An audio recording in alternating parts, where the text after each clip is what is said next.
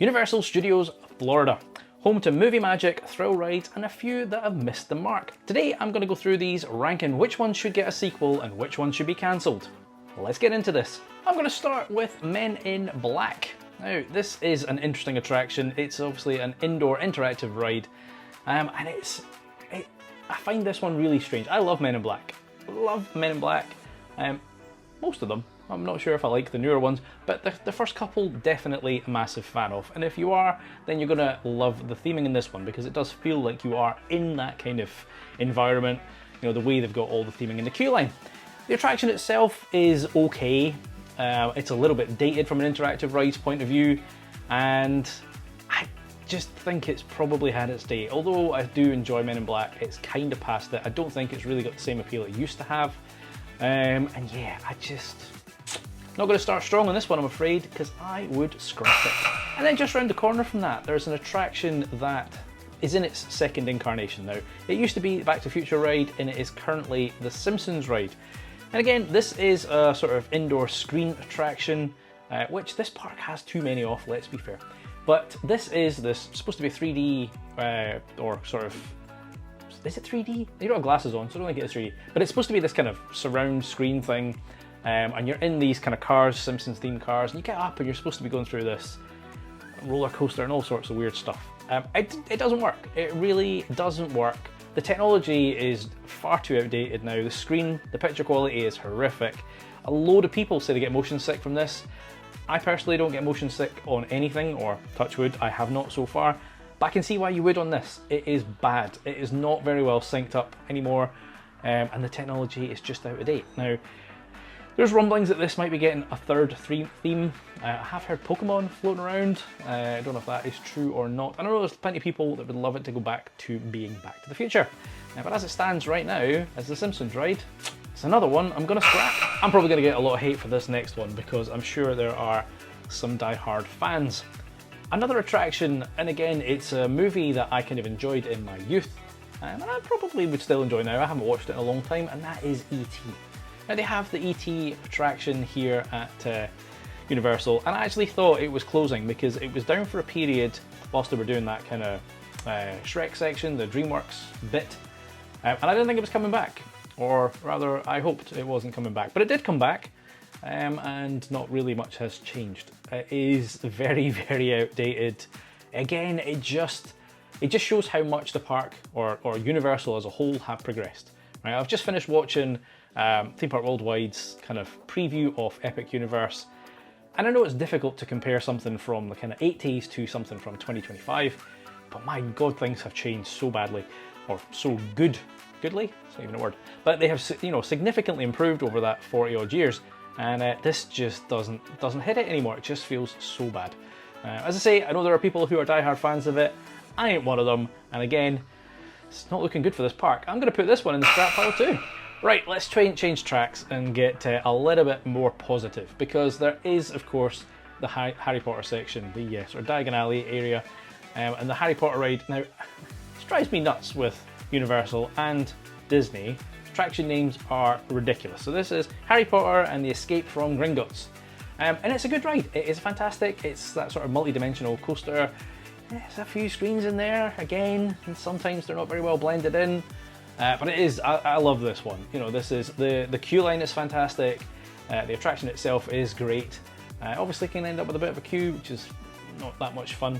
But yeah, let's turn this one around and let's put this one in the keep pile, shall we? Another older attraction that actually I still think works quite well is Transformers. Now obviously it's a franchise that's still going in terms of there have been recent Transformer movies, not that they are what the ride is based around.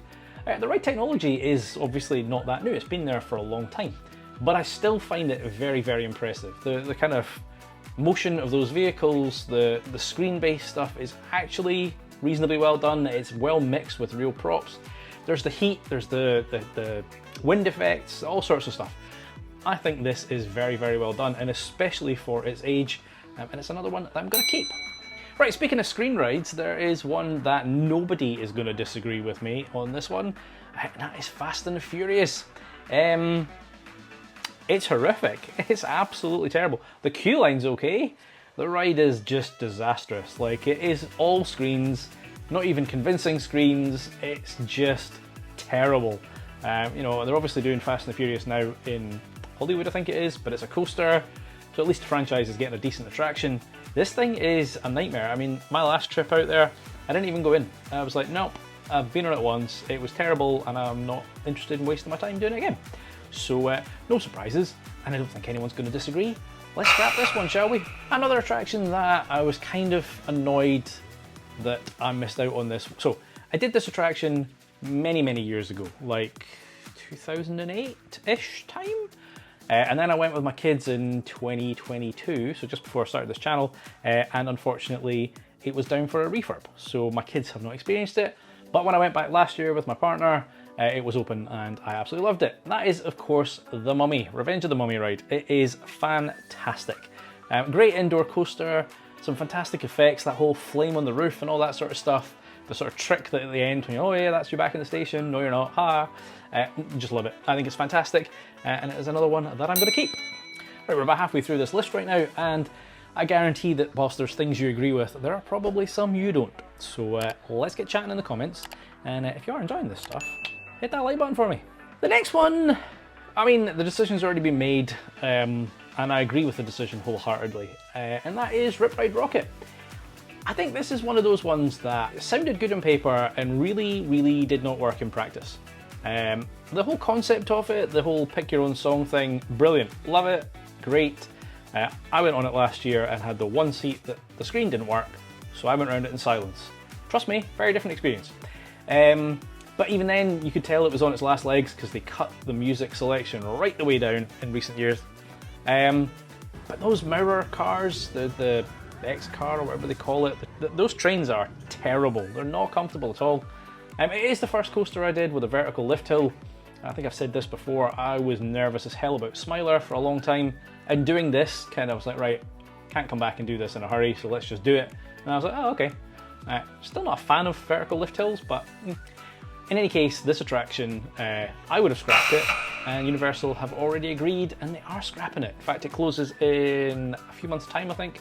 And we don't know quite yet what it's been replaced with, but yeah, glad it's going. Possibly not going to be popular for these next couple either. When you first walk into the park, there is the Minions section. The first one is the Despicable Me ride. It's been there for a little while. It's, again, sort of motion simulator-ish. It's almost like going into a cinema, except there's batches of seats that sort of move around and stuff. Not for me, just don't get it. I believe it used to be 3D, I have never experienced it 3D, they've removed that now, so that's the only version I know. Listen, I love the Minions, I just think this ride doesn't hit. So I'm afraid I am going to scrap it. And then literally across the road from it is one of their newest attractions, which is VillainCon Minion Blast. I don't know what to say about this one. They've obviously tried to do a modern take on a kind of shooter ride. Because you're not in a vehicle, you're just sitting on this kind of conveyor belt thing that worms its way through. It's all screen based because you're shooting stuff. But it's not very good. You've got these kind of big gun things, which are kind of cool. The problem is it's not really clear which target what thing that's hitting the screen is you. You kind of have to go and hit like a random corner and go, oh, I'm the green whatever, or I'm the blue black. Not very good, and I'm not convinced that it works very well. So it may be the newest, and it may be kind of new technology, but I don't think it's very good. So I hate to say it, but that's both of the Minions rides I'm going to scrap. Right, another one that nobody's going to disagree with me, or at least I can't imagine anybody would, is the Jimmy Fallon's Race Through New York. Again, this park has been criticised a lot about the fact that they are so screen heavy. And this is another one of those rides. It's just really bizarre. I mean, again, you go into the building, you're kind of in the studio and all that stuff. Yeah, great, okay, fair enough, whatever.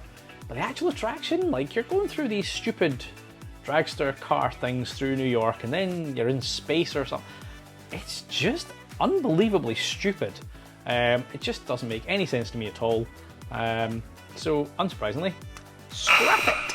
Now there's an attraction here that is, I mean, it's more of a transportation thing, but they've done a really good job of this one, and that is the Hogwarts Express that takes you between the two parks. Now, as I say, it is basically the quickest way to get between the two parks, depending on the queue, of course. But they've themed it really well, right? You're on this train, there's stuff happening on both sides of the carriage, the windows kind of show this scene.